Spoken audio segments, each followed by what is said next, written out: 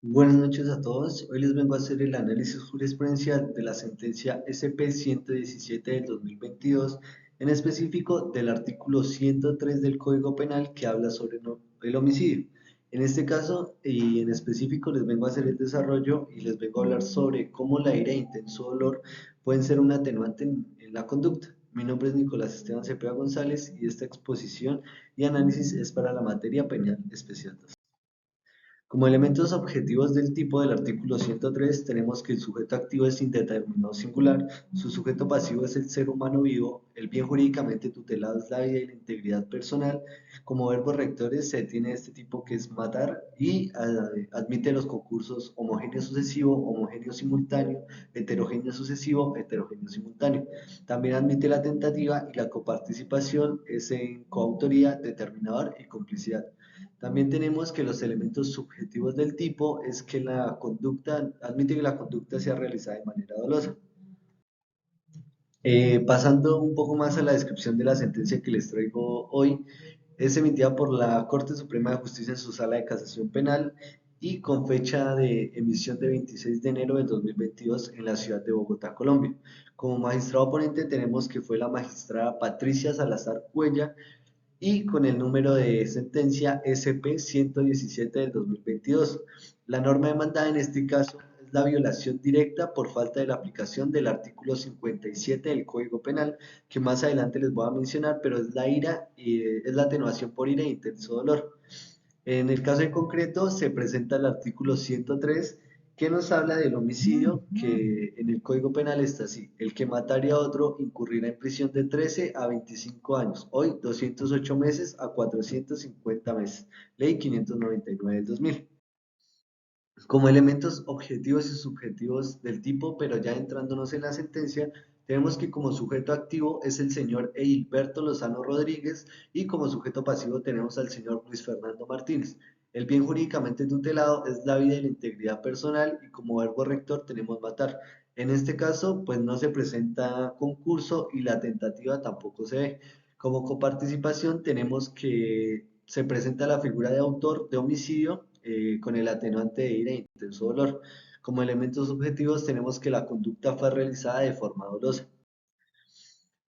Pasando y adentrándonos en cómo se configura la ira o intenso dolor como un atenuante de la conducta, tenemos primero de precedente la sentencia SP 10274-2014 emitida por la Corte Suprema de Justicia, donde nos mencionan y pues nos empiezan aclarando que para que se pueda hablar o constituir un caso,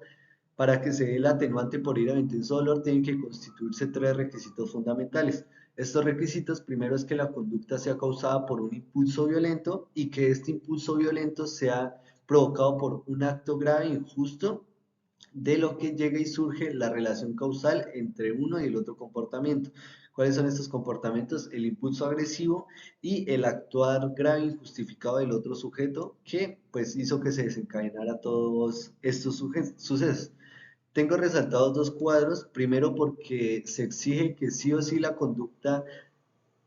por parte del provocador tengan las connotaciones de grave e injusto y que se analicen en cada caso en concreto las circunstancias objetivas y subjetivas. ¿Cuáles son las circunstancias objetivas? Pues estas son las agresiones que son graves e injustificadas, como les menciono, que tienen la intención de provocar una alteración en el sujeto que hizo que se desencadenara esta respuesta violenta o agresiva del sujeto activo en este caso, y que pues estas circunstancias objetivas son las que llegan a ser percibidas por el ojo humano, es decir, son las que son físicas y agresivas y pues nosotros podemos percibir como puños, golpes, etcétera. Las circunstancias subjetivas, estas sí ya son internas y como tal emotivas que se desarrollan dentro de la persona que actúa con ira e intenso dolor y como tal que estas circunstancias son las que hacen que se sufra una alteración, un raptus emotivo que enuncia la corte que se llama, que es esa alteración en el estado psíquico de la persona que pues hace que tenga ese desencadenamiento de la persona y que actúe en un descontrol total, que no mida las consecuencias de lo que está actuando solo por la ira e intenso dolor que está sufriendo en este momento. Tenemos también que pues estas circunstancias se tienen que analizar en cada caso en concreto, como les venía mencionando, si se desea atenuar la ira por ira o la pena por ira o intenso dolor, ya que pues en cada caso en concreto se desarrollan ciertas circunstancias objetivas y subjetivas que son las que desencaminan y van llevando el caso a tener en cuenta y no caer en un error de tipicidad a la hora de encasillar la actividad que realizó el sujeto. Tenemos también que la Corte pues pone de precedente que la gravedad y la injusticia de la provocación deben ser estudiadas en cada situación, como les vuelvo a mencionar, ya que las condiciones llegan a ser particulares de los protagonistas del conflicto, tanto del sujeto activo como del sujeto pasivo, y pues que gracias a esto se dicen que esta es la conexión que tiene o por lo cual se llegó a consumar el hecho. También se tiene que, digamos, se pueden tomar y se tienen que tomar en cuenta en cada caso la situación psicoafectiva del sujeto activo, la idiosincrasia, la tolerancia que pudo haber tenido en esos casos en concreto y las circunstancias o el sentimiento de grado de educación que llegó a tener la persona también es un factor relevante, también como su nivel socioeconómico. Una vez expuesto estas razones, voy a mencionarles cómo se da este atenuante con la sentencia mencionada, primero empezando por los hechos jurídicamente relevantes, que primero la Corte nos enuncia que el día 5 de agosto del 2012 el señor Hilberto Lozano Rodríguez se encontraba en compañía de sus dos hijos menores de edad, en los cuales se disponía a comprarles unos zapatos para ellos en el reconocido sector de la ciudad donde se da esta comercialización de enseres. Tenemos que luego llegó el señor Martínez, Luis Fernando Martínez, donde le propina un golpe con su puño en el ojo izquierdo, acompañado de insultos y amenazas que pues llegan y atentan contra la integridad personal del señor Rodríguez Lozano. Tenemos que el señor Martínez actuaba de esta manera porque decía que el señor Lozano mantenía una relación de amantes con la esposa del hoy occiso y pues esto era desencadenante ya que decía que su esposa le era infiel con este sujeto y por eso se desencadenaban este tipo de sucesos. Tenemos que en este caso, el 5 de agosto del 2012, el señor Lozano no reaccionó a estas respuestas agresivas por parte del señor Martínez, ya que su hija menor de edad, como lo vengo mencionando, se presentó y tuvo un estado de shock en el momento donde le gritaba a su padre que no fuera a hacer nada y pues gracias a esto fue que el señor Lozano decidió no actuar y más bien retirarse con sus hijos. Posterior a esto, motivado por su esposa, el señor Lozano decide ir a interponer la respectiva denuncia por lesiones personales y pues esta se tiene que se acercó a la inspección de policía del municipio de Suezca para interponer la denuncia por el hecho, el cual reposa con número de queja 236, en el cual pues se relató el caso que les acabo de comentar. Consecutivamente, el día 6 de agosto de 2012, el señor, sobre las 7 de la noche más o menos, relatan los hechos de la sentencia. El señor Luis Fernando Martínez se acercó a la empresa Aromas y Sabores, que está ubicada en el municipio de Suezca, Cundinamarca, lugar donde trabaja la señora Gloria Piedad Montes, que en ese momento era esposa del hoy occiso, donde pues desempeñaba las labores laborales. En este caso, el señor Martínez no se quedó precisamente esperando a la esposa, sino que se quedó esperando al señor Lozano. El señor Lozano también trabajaba en esta empresa de aromas y sabores y ahí era donde tenían cierta distinción con la esposa del hoy occiso. En este momento que lo esperó, fue increpado cuando el señor Lozano salió de sus labores de trabajo, fue increpado por el señor Martínez, donde mediante insultos, amenazas, golpes, el señor Lozano se encontraba solo y pues en respuesta a este tipo de agresiones sacó un cuchillo que era con el que solía trabajar ya que tenía relación en su trabajo con herramientas cortopulsantes, saca un cuchillo y le propina una puñalada al señor Luis Fernando Martínez. Esta puñalada pues fue propinada en el área abdominal y esta misma pues fue la que ocasionó la muerte del señor Martínez Vázquez. El señor Hilberto Lozano, a la hora que lo interrogaron, mencionó que el occiso se destacaba por ser un hombre celoso, que era peligroso, que además era violento y pues que como les menciono que creía que su expareja sentimental mantenía relaciones sentimentales con el señor Lozano. Y es por esto que el señor Lozano actuó de esta manera. Como problemas jurídicos, nos enuncia la Corte como primero que si el ad quem incurrió en una falla al no tener en cuenta la atenuación de la pena por ira o intenso dolor consagrado en el artículo 57 del Código Penal, al deducir que el sujeto activo había estado en un estado de temor y no de ira.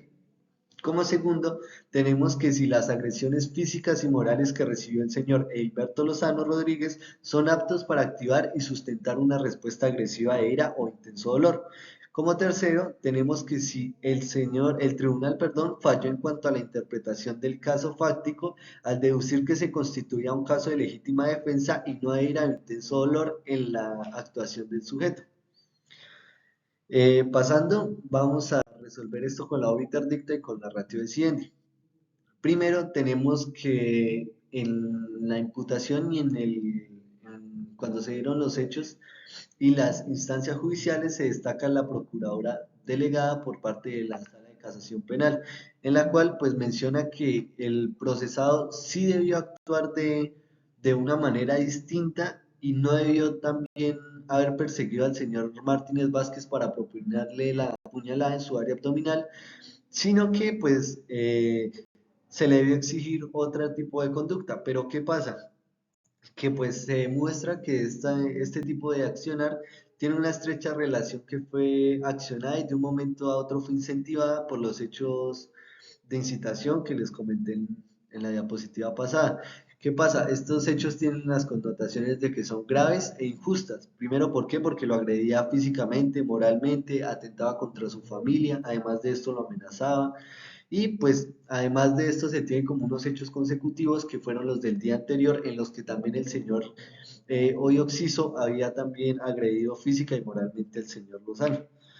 Tenemos como segundo que se dice que se hace alusión de que esta respuesta asumida por el acusado no haya sido un acto de defensa sino un ataque. ¿Qué tiene esto diferente? Es decir, que a la hora de la aplicación de la atenuación por ira e intenso dolor, se tiene que se da esta atenuación no porque el ataque es indiferente de cara a la aplicación del atenuante, sino que se presenta esa ausencia de un ánimo vindicativo, que es decir, que da la disminución de la pena por atenuación al juicio de culpabilidad, sino que esta respuesta se llega a derivar de una provocación que fue previa y pues que supera ese juicio al juez que es de gravedad e injusto. Como último, tenemos que se trae a colación el artículo 57 del Código Penal,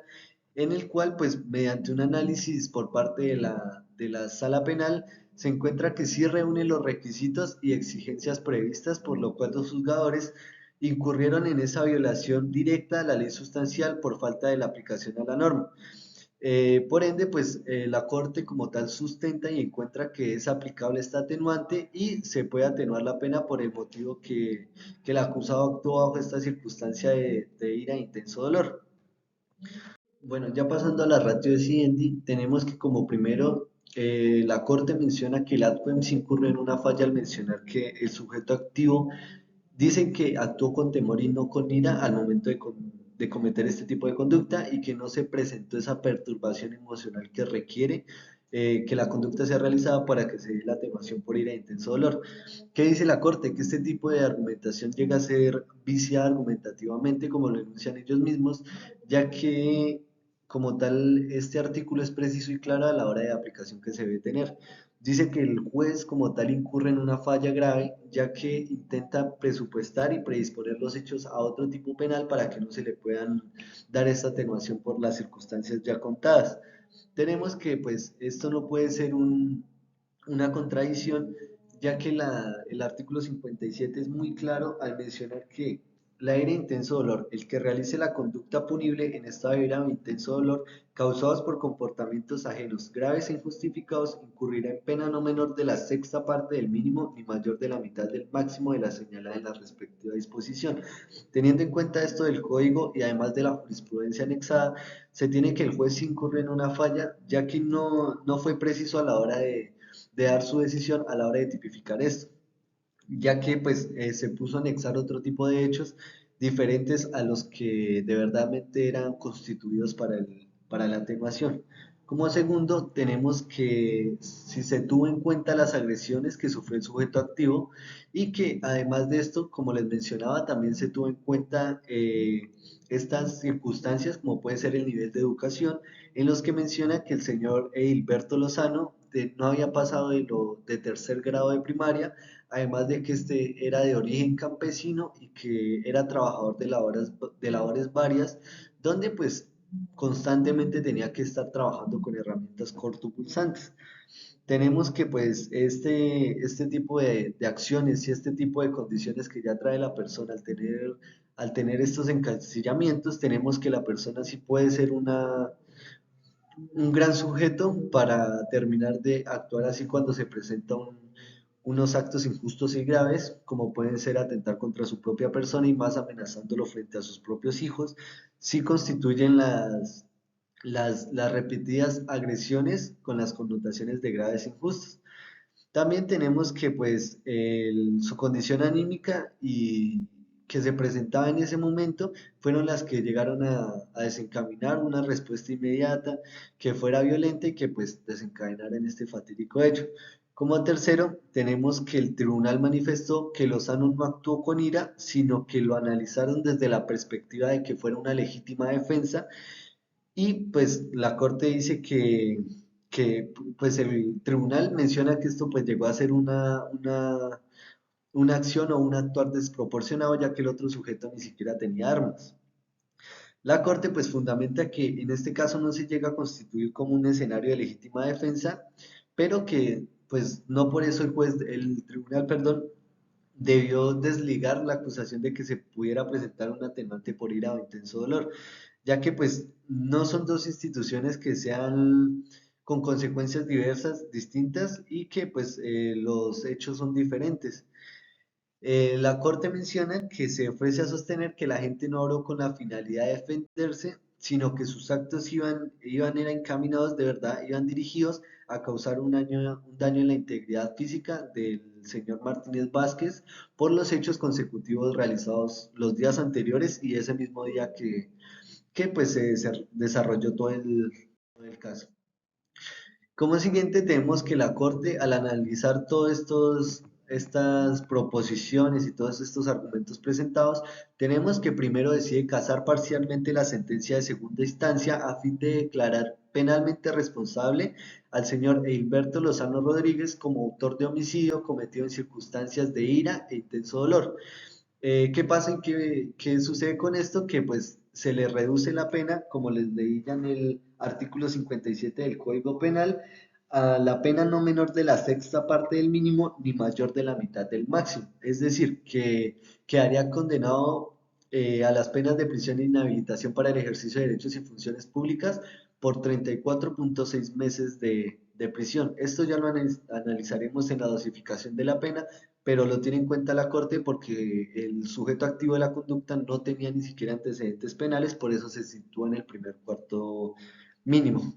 Como segundo, tenemos que por cumplimiento anticipado de la pena de prisión se le ordena la libertad inmediata del sentenciado. Al hacerse esta reducción, se encuentra que el señor Lozano ya había cumplido la sentencia que había proferido ya la Corte y pues por ende se le decreta que se le dé la libertad inmediata. Bueno, pasando a la dosificación de la pena, traigo en la diapositiva este gráfico en el que explica y se evidencia cómo quedaría la pena en los diferentes cuartos. Pasando a hacer paso por paso la dosificación de la pena, tenemos que el señor Hilberto respondería como autor de la conducta punible, siendo esto que se establecería según el artículo, que en este caso sería el 103, que para su pena mínima establece 200 8 meses de prisión y para su pena máxima 450 meses de prisión. ¿Qué pasa con esto? Que como tenemos que hacerle la atenuación por ira o intenso dolor que establece el artículo 57 del Código Penal, que menciona que el que realice la conducta punible en estado de ira o de intenso dolor causados por un comportamiento que sea ajeno, grave e injustificado, incurrirá en pena no menor de la sexta parte del mínimo ni mayor de la mitad del máximo de la señalada en la respectiva disposición. Es decir, que pues los márgenes punitivos quedarían de la siguiente manera. Para la pena mínima, como les digo, la base de esto es 208 meses de prisión, que los establece el artículo 103 del Código Penal, que se reducirían en la sexta parte según el artículo 57 del Código Penal, es decir, quedarían en 34.6 meses de prisión. Como pena máxima tenemos que el artículo 103 establece que serían 450 meses de prisión, pero reduciéndolo por la atenuación de ira e intenso dolor quedarían que se reducirían la mitad según este artículo 57, quedarían 225 meses de prisión. A la hora de sacar el ámbito de punibilidad, tenemos que se resta 34.6 menos 225, que nos daría 190.4. Generando el ámbito de movilidad, tenemos que estos 190.4 lo dividiríamos en los 4 cuartos, quedando 47.6, que sería la agregación que le vamos a hacer en cada cuarto. Teniendo en cuenta esto, pasamos a la gráfica que como tal en la pena mínima pues se establece que quedaría de 34.6 meses de prisión. Haciendo la agregación del ámbito de punibilidad, el siguiente nos quedaría en 82.2 meses de prisión. El siguiente nos quedaría en 129.8 meses de prisión. El siguiente en 177.4 meses de prisión. Y el siguiente, que es la pena máxima, sería en 225 meses de prisión. ¿Qué pasa en este caso en concreto? Que al no existir circunstancias de mayor punibilidad, pero que sí existieran circunstancias de menor punibilidad, como las consagradas en el artículo 55, que en este caso es que el señor Gilberto no presenta faltas de antecedentes, presenta la falta de antecedentes penales, se tiene que la Corte decide situarse en el cuarto mínimo y estableciéndole la pena mínima, que sería de 34.6 meses de prisión. ¿Qué pasa con esto? Que como les mencioné en el resuelve, la pena ya estaba cumplida, por ende, pues la Corte por cumplimiento anticipado decreta que se le debe dar libertad inmediata al sentenciado. Muchas gracias, espero que hubiera quedado especificado.